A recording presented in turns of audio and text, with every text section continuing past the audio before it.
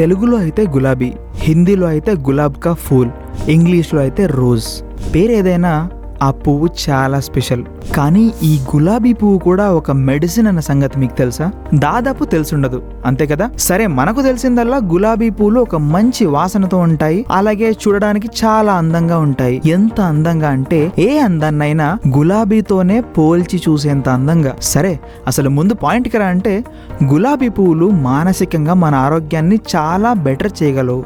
ఈ గులాబీ పువ్వులను ఎండబెట్టి ఆ ఎండిన గులాబీ రేకులను మెత్తగా దంచి అందులో కాస్త పంచదార కలిపి సాయంత్రం పూట ఒక చెంచా తిన్నా కూడా మానసికంగా చాలా రిలీఫ్ అవుతుందట. చాలా మనోవికారాలకు ఇదొక మంచి రెమెడీగా పనిచేస్తుందట. అలాగే డైజెషన్ని కూడా బెటర్ చేస్తుందట. ఈ విషయం కొత్తగా ఉంది కదా? సరే, ఈ విషయం నిజంగా మీకు కొత్తగా అనిపిస్తే లైక్ చేయడం మర్చిపోకండి.